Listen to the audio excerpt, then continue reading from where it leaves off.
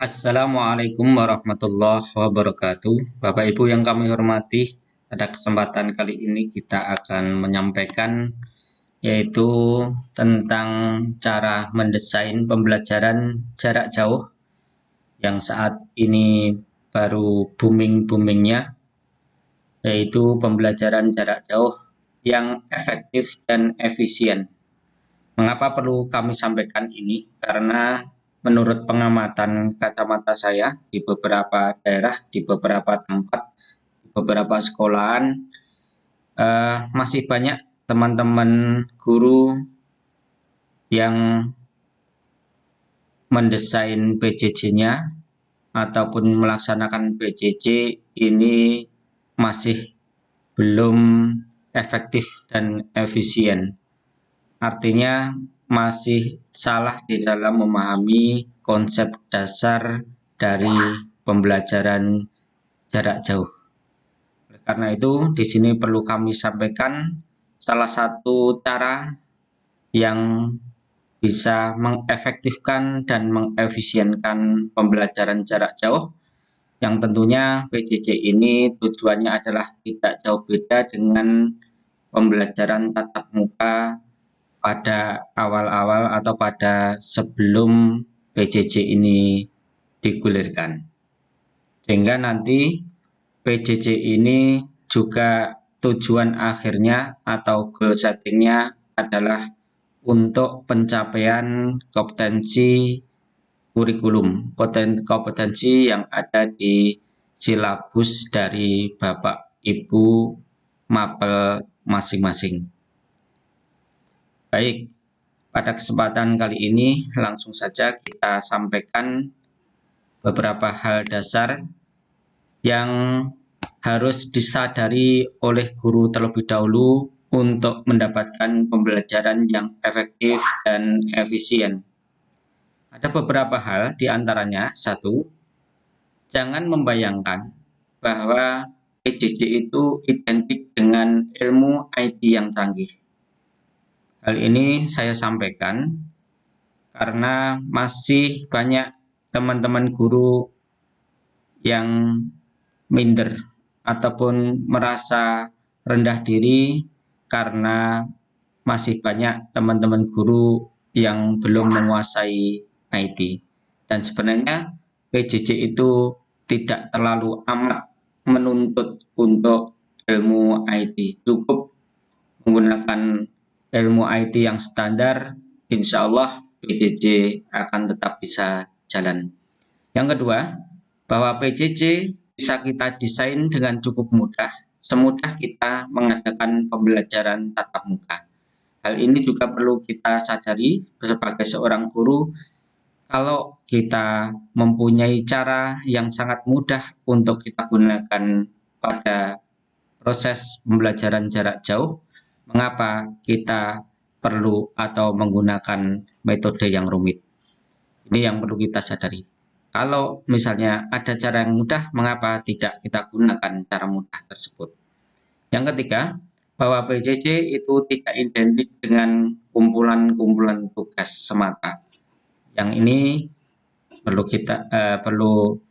kita rubah karena banyak kita amati guru hanya sekedar memberikan tugas di kelas maya ataupun learning management system. Jadi keluhan yang dihadapi oleh para siswa tentunya yang berada di daerah-daerah, apalagi orang tuanya yang notabene bukan seorang guru, pasti nanti akan mengeluh banyaknya tugas yang dibebankan kepada siswa, sedangkan siswa mengeluhnya kepada orang tua tidak bisa mengerjakan, akhirnya membebani semuanya. Sehingga dalam hal ini yang perlu disadari oleh guru, PJJ tidak identik dengan kumpulan-kumpulan tugas semata. Baik, kita kupas satu persatu terkait dengan hal-hal yang perlu disadari oleh seorang guru dalam pelaksanaan PJJ. Yang pertama, Jangan membayangkan bahwa PJJ itu identik dengan ilmu IT yang canggih. Bapak Ibu guru yang kami hormati, bahwa untuk mendapatkan PJJ yang efektif dan efisien, kita jangan membayangkan bahwa model PJJ harus menggunakan IT yang canggih. IT yang canggih yang kita kuasai belum tentu mendapatkan pembelajaran yang efektif untuk anak. Pada dasarnya, PJJ yang efektif dan efisien itu akan terjadi manakala antara guru dan siswa terjalin hubungan interaktif dan pembelajaran tidak hanya satu arah dari guru sebagai subjek atau guru yang aktif, sedangkan murid hanya menerima, dalam hal ini murid sebagai objek atau murid dalam kondisi pasif.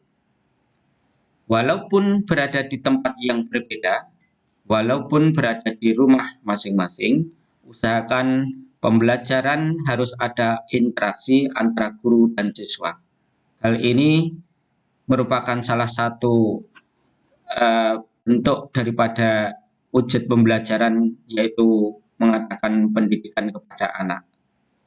Pembelajaran tidak hanya mentransfer ilmu, tetapi juga mendidik bagaimana merubah pola dari anak dari hal-hal yang tidak baik menjadi baik. Oleh karena itu, harus ada pola interaksi antara guru dan siswa.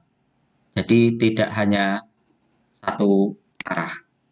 Yang kedua, hal yang perlu disadari oleh guru yang berikutnya adalah bahwa PJJ bisa kita desain dengan cukup mudah. Semudah kita mengadakan pembelajaran tatap muka.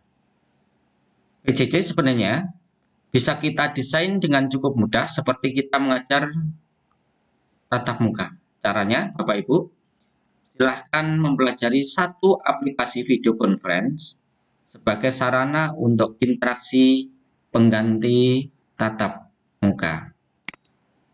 Sepertinya, fasilitasi pembelajaran yang bisa mendekati model tatap muka kayaknya hanya menggunakan video conference.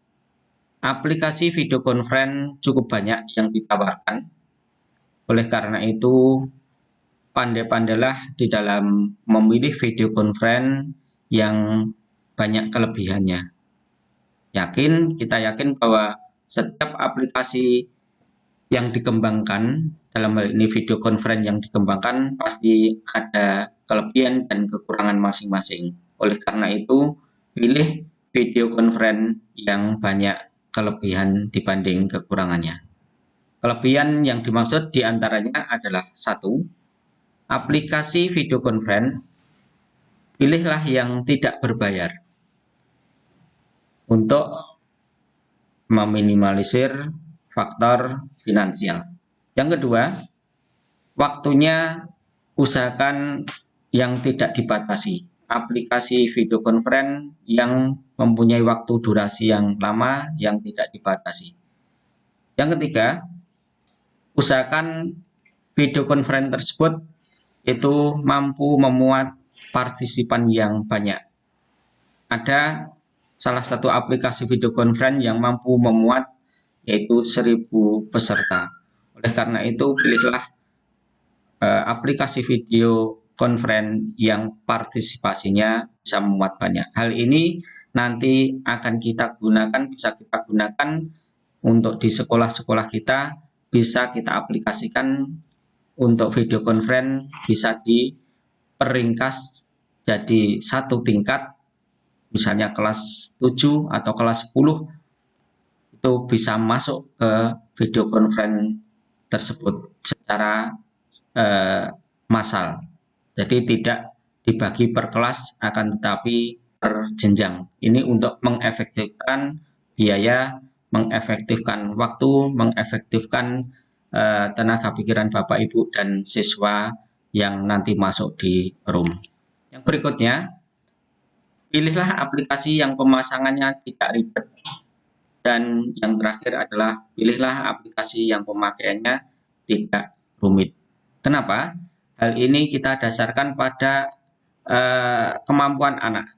Kemampuan anak yang berbeda-beda ini nanti akan sangat mempengaruhi daripada tingkat keberhasilan untuk mengikuti video conference. Sehingga perlu kiranya untuk pemasangan pilih yang tidak ribet dan pemakaiannya yang tidak rumit. Usahakan sesederhana mungkin, yang penting anak bisa masuk ke dalam room tersebut untuk mengikuti kegiatan pelajaran.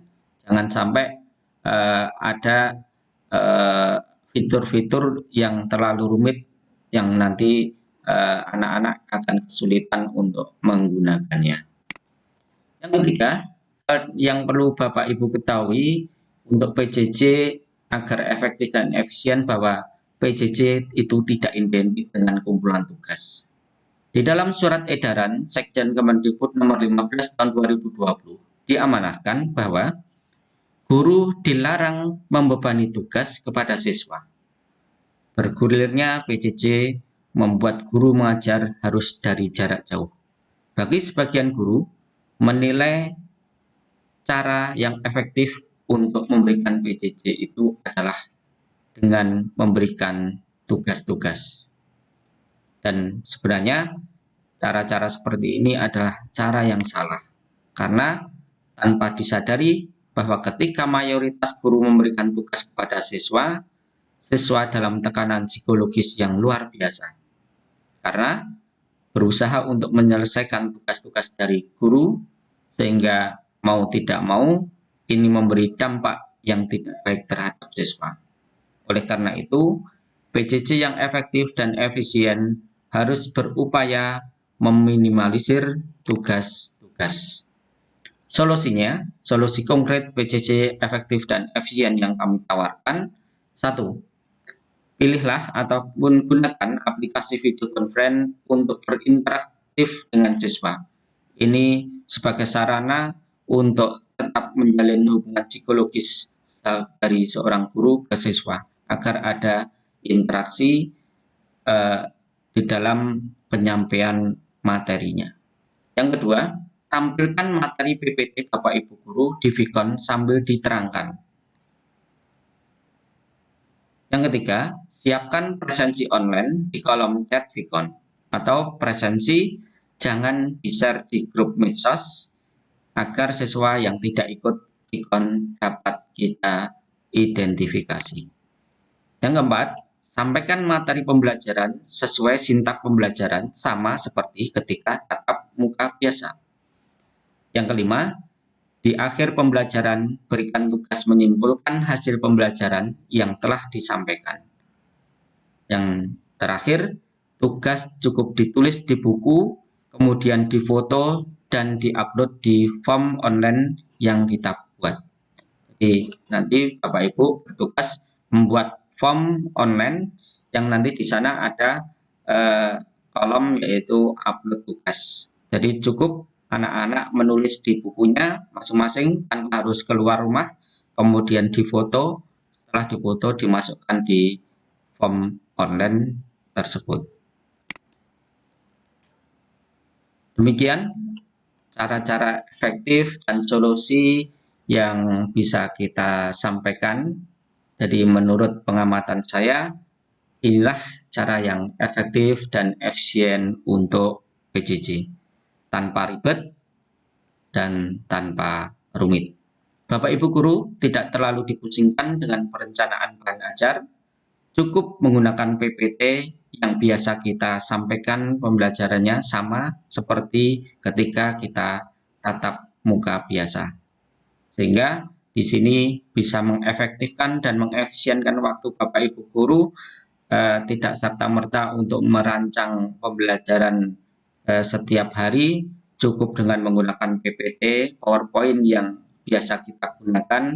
Jadi bisa kita gunakan PPT yang tahun-tahun lalu untuk bisa kita sampaikan lagi, hanya saja nanti menggunakan fasilitas video conference, jadi tidak tatap muka. Adapun dalam prakteknya, metode PJJ ini ada kelemahannya, adalah sesuatu hal yang wajar. Karena semua model PJJ masing-masing mempunyai kelebihan dan kekurangan. Kendala dan solusi: 1. Siswa mengeluh tidak punya paketan atau terkendala oleh sinyal. Maka solusinya adalah Sekolah melalui wali kelas berkoordinasi dengan orang tua, mengidentifikasi siswa yang benar-benar terkendala ekonomi dan faktor geografis. Setelah mendata, siswa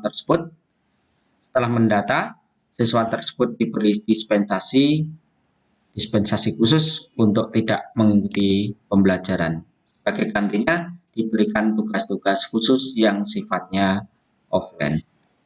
Demikian Bapak Ibu yang bisa saya sampaikan untuk sekedar memberikan sebuah gambaran bahwa sebenarnya PJJ itu tidak identik dengan IT yang rumit, yang canggih, dan Bapak Ibu jangan khawatir, jangan merasa rendah diri untuk mengadakan pembelajaran kaitannya dengan pembelajaran jarak jauh, karena ada sesuatu yang bisa lebih mudah, lebih sederhana sebagai pengganti dari tatap muka. Demikian yang bisa kita sampaikan, mudah-mudahan bermanfaat. Assalamualaikum warahmatullahi wabarakatuh.